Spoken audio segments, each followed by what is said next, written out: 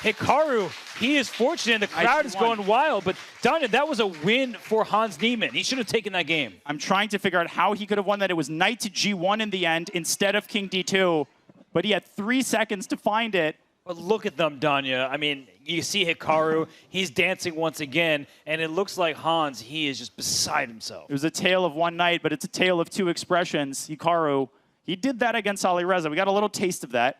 Hans just got a big taste of that right here, and that was a game he needed to capitalize on. And this could be one of those match-changing games. Hikaru was already in the lead. He was the heavy favorite. But if you look at Hans's face, he is furious at himself to let that game slip. But it's really a testament to the strength of Hikaru Nakamura. He has won the Speed Chess Championship 5 times for a reason. He's a 4-time Bullet Chess champion. He's won the U.S. Championship in Classical Chess 5 times. Official Random World Championship to boot. You can't say enough about his accolades, and it's because he can defend positions just like that, where most of us, I would have resigned. What, knight F5 check? Are you kidding me? That kept him in the game. No, that move, I mean, you could have given me an hour, and to preemptively give up, and you're like, here, you have it, and then to draw that position. I'm shocked that they're still using the mice that we started with, because that's why they didn't invite me to the SEC. That mouse would have been across the border in, like, I don't know, some other European country.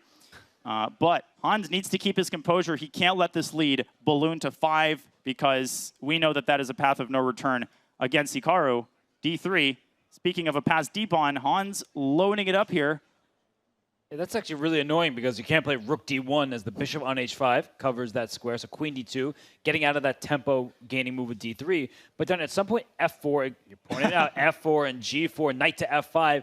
This is the type of position that Hikaru has long loved, and d3 was a natural move. Bad. Takes an f4. As you said, taking f4, and where is that knight going? Is it really going back to g6? That looks ugly. Your bishop on h5 is trapped.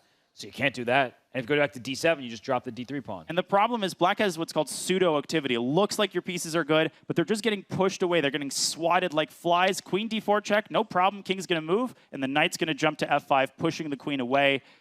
Hans is, I wouldn't say this was a tilt game. I think he overestimated his activity.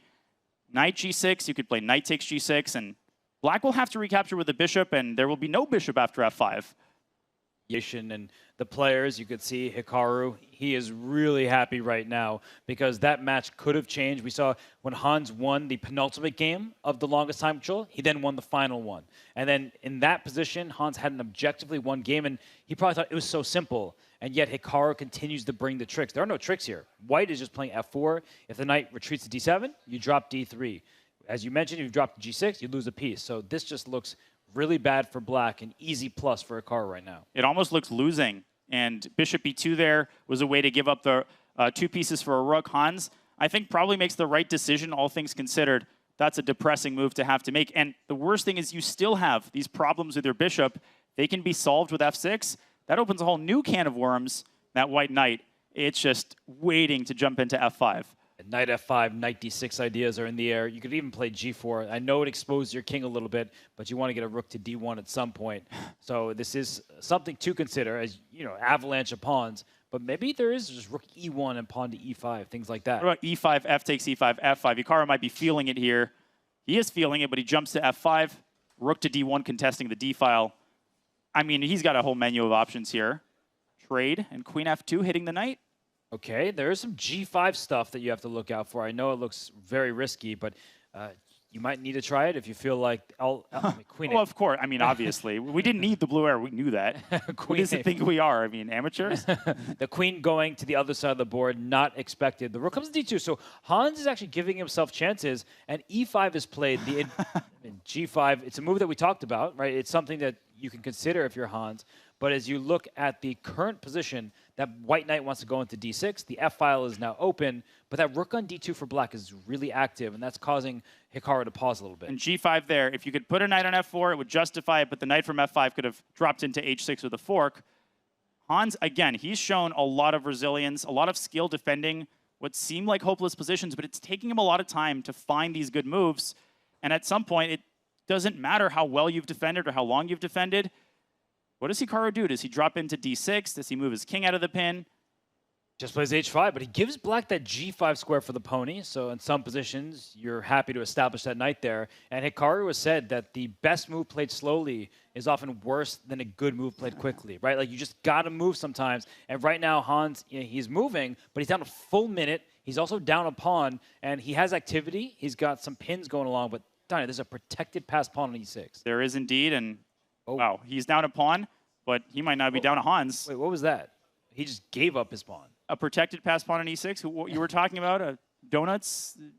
It was quite. Pawn. That was really surprising. And now, if you are Hikaru, you have to be really careful because there is a knight on a dark square. You can't compete for the dark squares. A2 is loose. Danya, Hans can turn this one around. That was inexplicable. F6 was crazy because not only did he hang a pawn on e6, Hans could have even taken on f6 and played king e7. I mean, Hikaru is the master of sitting on his advantage. This is a huge chance for Hans.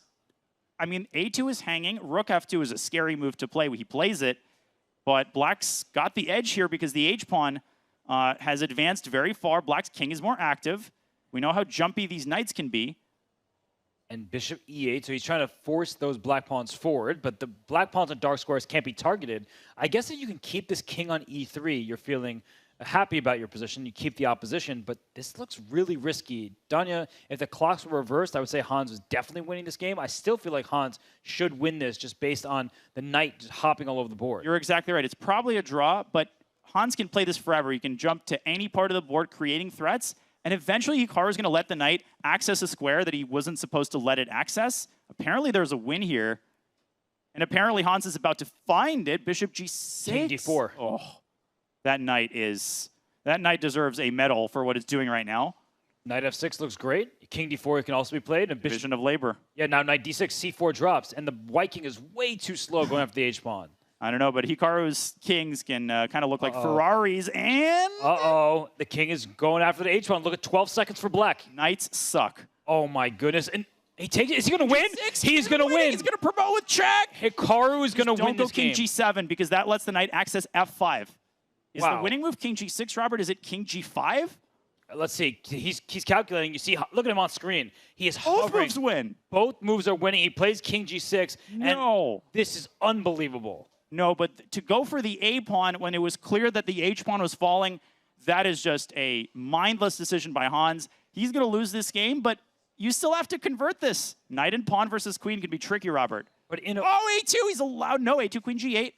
Okay, so where's king b3? So the king is actually going to hide in enemy territory. And how do you win this now? Well, Hikaru had a chance to put the queen on a2, and that would have completely paralyzed any further chances the black had. Now he can't get the queen a2 anymore. So he's going to keep giving a bunch of checks. We're going to have to keep an eye on the 50-move rule if no pawns or captures are made. But the a2 threat forces him to keep giving these checks. Hans does not deserve to lose this game, so I think he's earned a draw here. But people assume that as long as the pawn isn't on a2, it's winning. Not so fast. Oh he's allowed queen a2 again. And he missed it again. But he's still winning because his king is so close. Oh, my gosh. But how do you win this? Queen a4, king Gonzaga, king d3. Finally. Oh, my goodness. And Hans is the